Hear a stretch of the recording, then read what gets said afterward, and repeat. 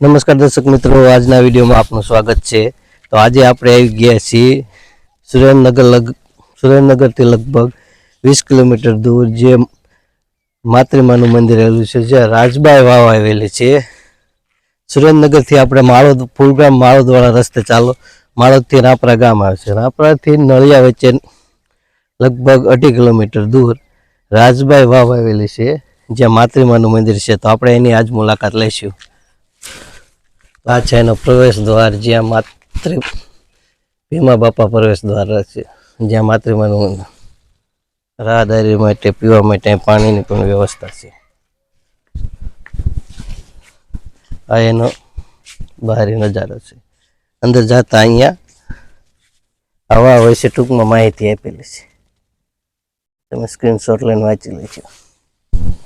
આ રાતબાઈ વાવ ઉર્ફ રાજબાઈ વાવ વિજયરાજ પરમાર દ્વારા વિક્રમ સંવત 1538 એટલે કે ઈસવીસન 1482 બંધાવવામાં આવેલી છે। આ એક નંદા પ્રકારની વાવ છે, જેમાં 6 કૂટ એટલે ઉપર જે આપેલા આ રીતના તમે જોઈ શકો છો, એને કૂટ કહેવામાં આવે છે। જે કૂટની સંખ્યા 6 કૂટ અને એક મુખ્ય મંડપ આપેલો છે।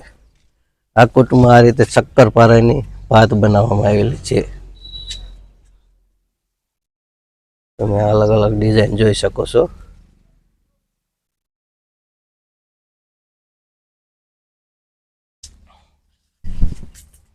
વાંસથી બનાવેલું છે,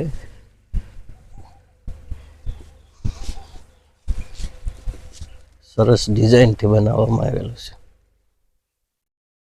આ હવન કુંડ છે, તમે જોઈ શકો છો। આનંદા પ્રકારની વાવ છે, જેમાં સીધી રેખામાં 6 કૂટ એટલે ઉપર જે આ શિખર બનાવેલા છે એવા 6 શિખર બનાવેલા હોય, અને એક મુખ્ય મંડપ મુખ મંડપ કહેવામાં આવે છે, જે પાછળ છે લાઈનમાં બનાવેલા હોય છે, જેમાં આ રીતે શક્કરપારાની ડિઝાઇન બનાવવામાં આવેલી છે, તમે જોઈ શકો છો। આ રીતે લાઈનમાં 6 કૂટ આપેલા છે, તમે નીચેનો નજારો પણ જોઈ શકો છો। નીચે ઉતરવા માટે પગથિયા પણ આપેલા છે। 6 કૂટ ઈસવીસન 1482 બનાવેલા છે, જેને એક કૂટની હાલત થોડી ખરાબ છે, બાકી તો બધા સારી પરિસ્થિતિમાં જ છે। લોકોની આસ્થા આ રીતની ડેગડીઓ પાણીથી પણ ડેગડી બનાવેલી હોય છે, જે લોકોની આસ્થાનું પ્રતીક છે, દરેક કૂટ ઉપર બનાવેલી છે।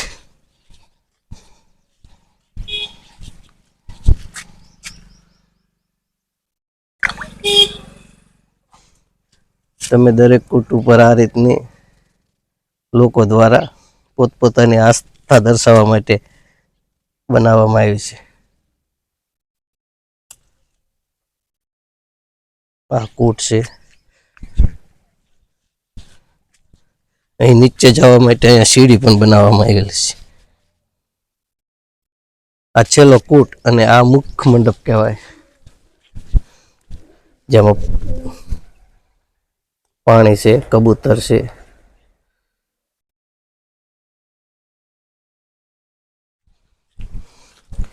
અહીંયા પાછળ પણ એક નાનું એવું મંદિર છે।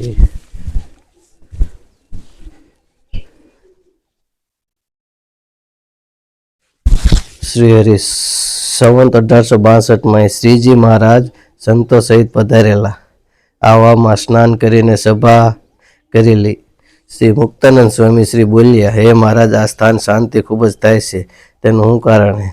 ત્યારે શ્રીજી મહારાજ કહે છે કે આ સ્થાનનો પૂર્વ ઇતિહાસ બહુ મોટો છે। શ્રી કૃષ્ણ ભગવાન સ્વધામ પધાર્યા પછી 7000 ગોપીઓ અહીં સમાઈ ગઈ છે, જેથી આ સ્થાન શાંતિ પર્વ છે। અને હે સંતો, આ ખૂબ જ પવિત્ર ભૂમિ છે।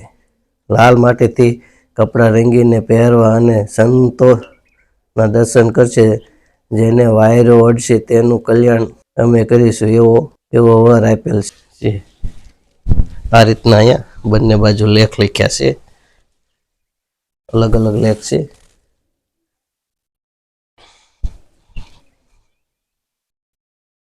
પાદુકાના નિશાન બે બાજુ નિશાન લખેલા છે. શ્રીજી મહારાજના પાદુકાના નિશાન છે ને આ ફોટો રાખેલો છે. અહીંયાથી નીચે ઉતરવા માટે પગથિયા આપેલા છે.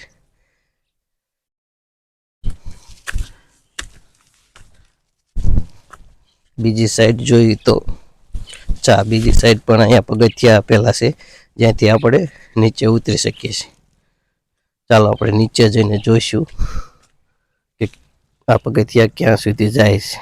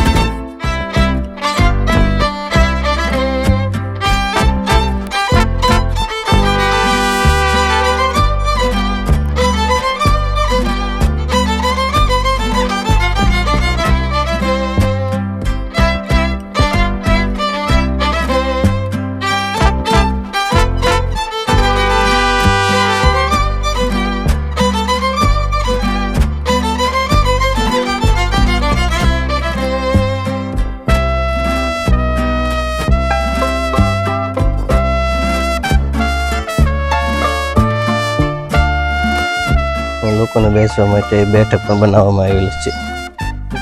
આ ઓળનું વૃક્ષ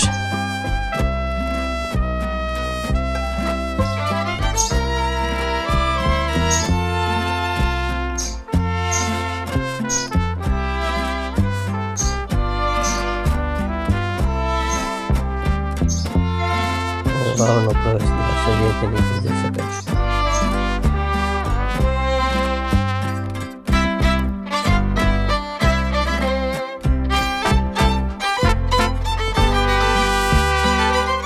અહીંયા જય શ્રી માતામાં લખેલું છે.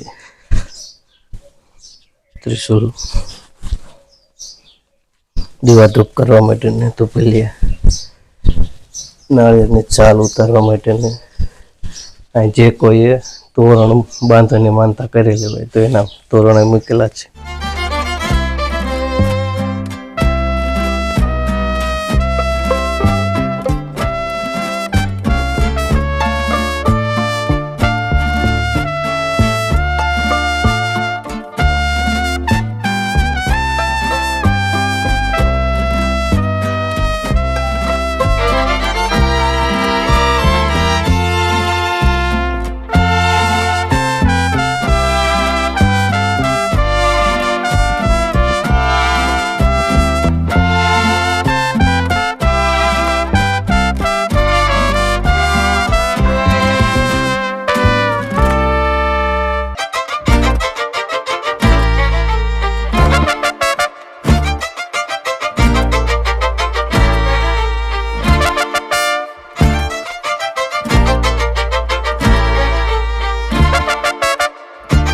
આ સુતેલા વિષ્ણુ ભગવાનની પ્રતિમા છે જેના ઉપર આ નવગ્રહ કંડારેલા છે, તમે જોઈ શકો છો.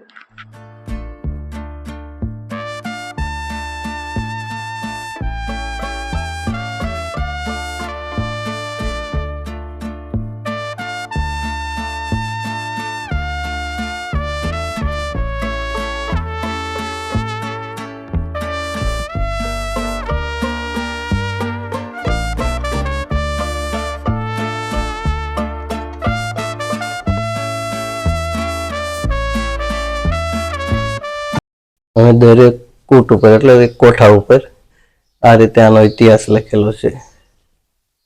કાશીની બંને સાઈડ આ લખેલો છે, જે લગભગ સંસ્કૃતમાં લખેલો એવું લાગે. ત્રિમાને એમાં જ સંસ્કૃતમાં લખેલો. એવા અલગ અલગ 6 કૂટ છે અને એક મુખ્ય મંડપ, એટલે એવા 7 કોઠાની વાવ કહેવામાં આવે છે.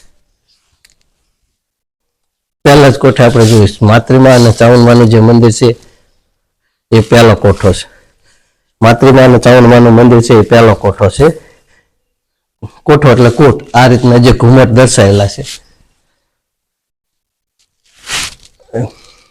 એને આપણે કોઠો કહેવી છે. એને બાકી વાવને કૂટ કહેવામાં આવે છે. એવા 6 કૂટ અને એક મુખ્ય જે મેન વાવ છે એવો 6 કૂટ અને એક મુખ્ય મંડપ, મુખ મંડપ હોય છે.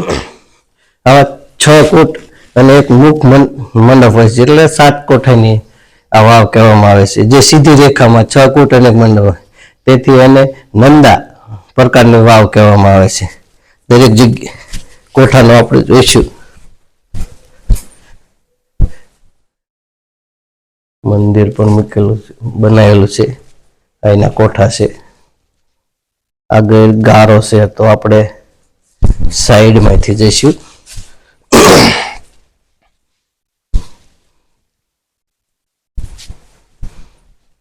જોઈ વિચારીને સંભાળીને જો. અહીંયા પાણીની ભરેલું છે અસલ, તમે જોઈ શકો છો. તાજું પીવાલાયક પાણી છે. આ રીતે આપણે ઠેઠ જઈ શકીએ તે, પણ સંભાળીને ચાલવું, કામ પડી જવાની શક્યતા વધે છે.